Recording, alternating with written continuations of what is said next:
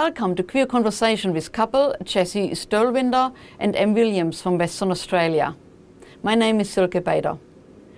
On March 29, Celebrity Cruises launched a groundbreaking campaign to change the face of travel marketing and to address the underrepresentation of different groups in travel imagery, including LGBTQIA+, minority ethics, people with disability and plus-sized individuals.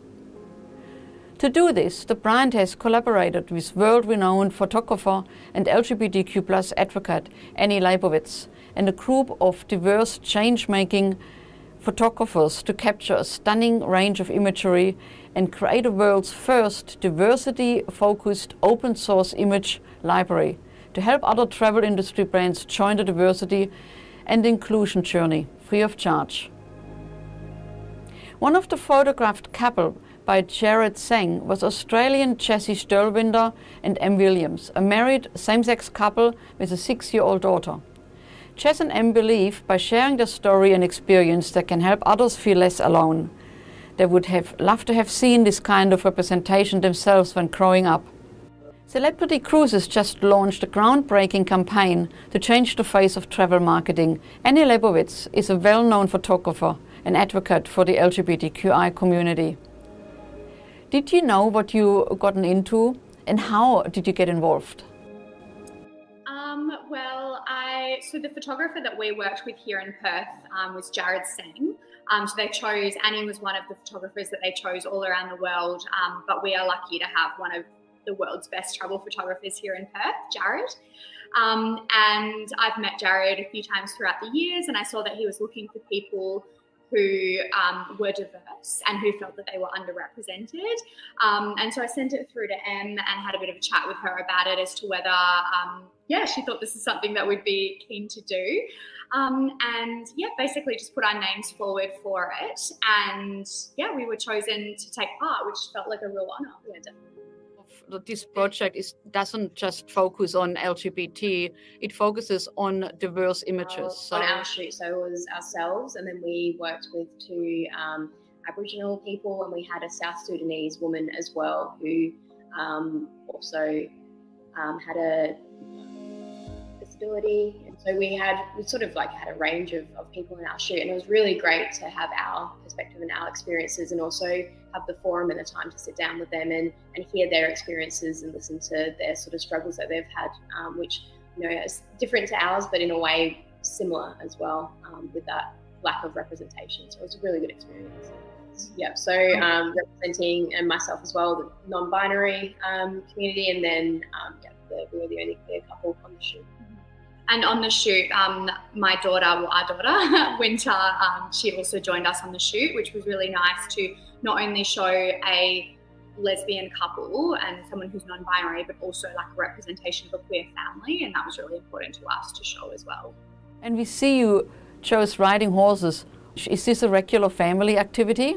We've always wanted to do it. And again, it was another sort of great experience that was offered to us. And Winter was so excited at the prospect of all of us having, our own horse and going horse riding. So we jumped at the chance to do that. We really enjoyed it. It was a really good experience. But it was a first. It was definitely a first. What Celebrity Cruises are now doing is different. They're creating a stock library that people can use, and that is where this is so valuable, because people will use it. As well, it's also going to break down the barriers for other brands to say, okay, it's not actually that hard. Yeah. And to give them different ideas and hopefully give that push to have that inclusivity for themselves. Yeah. So having that open source library, I think, is just such a brilliant idea. Totally, because the one kind of gap here that still isn't quite addressed is perhaps there's the want of a brand to have these sorts of people in their campaigns, but there's almost a bit of a missing link there, where in the past they would have traditionally gone to a modelling agency, but it's actually also finding people who are diverse and who want to take part. And that's definitely room for growth in that. Maybe there almost needs to be agencies that are dedicated to having diverse clients, having diverse sort of people on their books, so that companies can go to them a bit more easily. Because I do understand that there are barriers to entry with these companies and brands trying to find people who fit this sort of diversity criteria. So that is room for growth, and it would be interesting to see where that goes in the future. I agree. Well done for taking part on that. I'm sure it was a lot of fun, sipping the wine and riding horses. It was hard work, wasn't it? Really. It was hard work. The only other thing that I would really like to emphasize is just that we hope that more brands follow suit, like more brands see what Celebrity Cruises have done with this project and feel inspired to weave more diversity into their marketing. So when doing casting for shoots and advertisements and things like that, look outside the box, look at the community, see the people who you're sort of seeing every day, and try to get more of those people in, whether it's people of different ethnicities, people of different body types. That's really, really important as well. Because honestly, like, I'm just sick of seeing the same sorts of people represented in advertising, because it just makes you feel down on yourself. It makes you feel like you don't fit in. Whereas, like, for me now, when I see brands who are really embracing inclusion and diversity, that is absolutely where my money will go now, just because I can see that they're making this effort. That really should be a given in this day and age. So you both are or were keen travelers before COVID hit. I'm sure you're itching to go back traveling. Can you recall perhaps there were destinations that influenced your decision not to go there or not to engage because you didn't see any positive images of same-sex couples? It's interesting because just in marketing in general, not even just travel marketing, you don't see that representation. You don't see queer people. And I think, speaking globally for us, the moment we see that a company or a brand or an experience is queer friendly, it makes us jump at the opportunity to not only support that company or brand or place, but also know that we'll be safe there. And I think it's safety for people who are queer is a really important concern, and especially as far as travel goes. So we haven't had the opportunity to travel together, but it's definitely something that we think about, obviously because of the pandemic, but it's something that we think about moving forward, is that we have to be careful. Being a visibly queer couple, we have to consider like where we're going to travel to know that we're going to be safe. So Celebrity Cruises doing something like this, I mean, immediately if we saw this kind of branding ourselves not being in it, we would be like, okay, yes, like this, we will be safe here, we will be seen here, we can be visible. And that's really, really crucial, because there's definitely places that I think of that I would love to go in the world that I know that realistically I'm never going to get the chance to go while being in a visible queer relationship. And that's hard. Yeah. No, like I agree. There's, I've done what we both have. We've done quite a lot of travel separately before we got together, and places all over the world. And I was a very avid traveller, and certainly when I would sit down, I'd be like, okay, what are my trips for the year? There's countries and places I would absolutely love to go, but I guess it's balancing whether you're willing to sacrifice your visibility or sacrificing how you represent. And for me, and I guess the way that I look and I navigate through the world, that's not really something that I'm willing to compromise on. So it's letting go of the places that you might want to travel to that aren't safe or as safe for queer people, which is a shame. But sort of these projects just gives that little bit of a safety net, I guess, and that, like Jessie said, it makes you think, oh, yep, that's a safe place to be, and that's somewhere that I want to. Talking about you two, you haven't traveled together? We do a lot of local traveling. We're actually off on a trip today, but we haven't been able to go overseas, which for both of us was we would both do like at least 2 overseas trips a year. So yeah, we've definitely made the most of the travel that we can do at the moment, but we've got some exciting things planned now that we're able to go more places. So what's on your bucket list then? Well, your sister at the moment is living over in Iceland, so that's probably our number one destination. I've been before and absolutely loved it, so would love to go again. So I think that's number one. Yeah, and we'd love to do like the Amalfi Coast and like Positano. I'd really like to go to Mexico, but that is a country where I have to think about how I can be safe there, and that's a big consideration about going there for me. And yeah, of course, we would love to go on a cruise. And that's the thing, is like the visibility in the marketing is one thing, and that is absolutely amazing, like on a broader level for I guess everyday people to be able to see this representation and see that all of these things are normal. But then on that secondary level for us, like as a consumer, and sort of speaking like maybe a bit generally for other queer people, is being able to feel that we can be safe in that space just absolutely means the world. And that's for us where we would want to put our money.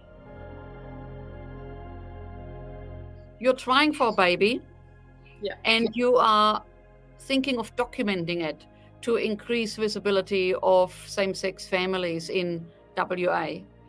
Tell me a little bit about that. How are you documenting it? We've already started the process, and we've started making videos and just taking little photos and things like that. Em's posted a couple of things already, just talking about like how she wants to go into motherhood.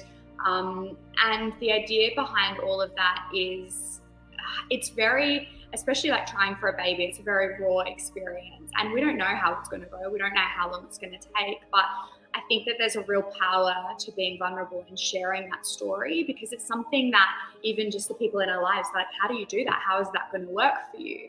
And people have so many questions, and we're very much of the mindset that the more that we can help people answer these questions, the more we're going to normalize these things. The more we normalize these things, the more resources are going to be available for other queer people to be able to have families themselves. So it's vitally important to us, even though it's a bit nerve-wracking, like exposing like such a private journey. And obviously we're going to be choosy in terms of how we want to show that, but we really do want to be able to answer people's questions about the process, even some of the real, like maybe invasive, curly questions. Like we're quite happy to be open about it, because if it can help just one other person, then that would be fantastic. And I think a lot of it maybe stems from my own experience of being queer. Obviously, we've got different coming out journeys, and we have like a sort of a different timeline of where that happened. But I was openly gay from sort of as early as I can sort of remember. And I think a lot of it stems from when I was younger, and I look back and I remember the lack of visibility, or the lack of, and having these deeply entrenched questions of like, what is family going to look like for me? And I've always wanted to be a mother. However, being non-binary, I've always felt this disconnection with my body. So as much as I've always wanted to be a mother, I've always known that I didn't want to carry. And sort of navigating that journey, and not necessarily having the resources or the answers or someone I could turn to have that conversation with, it felt quite isolating at times. So I think now that we're in a position that we are, and although that we've got, we do have queer parents that have children, and we've got a strong support network, is thinking outside of ourselves and thinking for other people, people that might not have the sort of connections that we do. And so, like Jessie said, even if we can sort of help one person along the way, that one person could have been me when I was younger. And that would have made a world of difference at that time, to sort of see and believe and know that I could have that one thing that I wanted. So that's sort of, that's my motivation. And I know that for our conversations, that's important to Jessie as well. And I also think it's really important to have visibility, not just in queer networks and not just with queer audience, but with mainstream audience. So cis-het people, for them to understand our journey, because at the end of the day, that's how we'll get more support on a wider level. And eventually, we can really start to make changes on in terms of like policies and access and things like that. So it's really important for us not just to share our story in our echo chamber, but to go wider than that. And we sort of see that, because we're happy to talk about our experience, we see that as almost our responsibility, because we do come from a place of privilege where we do feel safe, we do have really good support, so we have that strength to be able to go that bit wider and yeah, just like sort of show everyone like what this is actually like. Because a lot of people, the first thing they ask is like, how's it going to work? Like, how are you going to do it? Who's going to carry? And we're happy to talk about that. And your daughter, is she excited? She's so excited. And honestly, she knows, we've told her as much about the process as like she's 6. So there's a lot of it that she can understand. And we have a really fantastic book it's about how to make a baby, but it's got all sorts of families in there, queer, straight, all sorts of ethnicities, people with disabilities, and like really like think about children's books, like that's how they should be. And that's what we're doing with this campaign, is sort of saying that you know, the sky's the limit in terms of the people that you can choose to be in your marketing. But yeah, Winter, she's really excited about it. And she'll even say, it might be a boy, it might be a girl, they might be non-binary. When people say, oh, children, they're too young for that, they're too young to understand that, it's like, no, they're not. Like, no, they're not. And the more that from a young age they are exposed to this is what's normal, the less prejudice they're going to have growing up, the less unlearning they're going to have. So it's really important to us to share with her as much as we can, because, yeah, this is her story as well. Your surroundings, such as schools and family, immediate family, are they supportive of your journey? Or I think we're really lucky in that we haven't experienced a whole lot of prejudice, unlike so many queer people. So we are coming from a place of privilege in having that support. In terms of the school environment, I was definitely nervous when I put my daughter in school and for parents to start finding out that we were gay. But for us, like, a lot of it's about, again, being visible. So being there together at school pickup, people seeing that we're a couple, not shying away from that. And we'll go into her class and be a parent helper. And so the children are getting to see someone who doesn't look like a, you know, classic woman. And children, like, they just want to get to know you. They don't care. As long as you're fun and you've got good jokes. Yeah. No one really, you know, the kids are fun. Yeah. So it's been good. We've been lucky and really lucky. I think it's sort of also being a bit non-apologetic as well. Just this is who I am, and you know, having that time of being out and being visible. It's sort of, you know, this is who we are. Accept it, and it's sort of I think approaching it in that way often takes anything that someone might say or any sort of negative attitude sort of takes that heat or takes that weight from it, because they don't sort of have the space or the time to react in that way. When people see you being confident and so unapologetically yourself, like they almost just have to accept you, because it's like, we're here, like, you know, we're happy to be here. So yeah, no, and you know what? It's this kind of activism that you are involved with on a day-to-day level as parents, as gay parents, but also what you've done with this photo shoot. You will probably see you one day on a big billboard promoting WA. Who knows? But, you know, good on you for doing this and for waving the rainbow flag in WA. I wish you all the best with your journey. If you enjoy queer conversation, make sure to check out our website lotl.com, where you will find more content on LGBTQI+ topics. And don't forget to follow us on social media. My name is Silke Bader, and thank you for your company.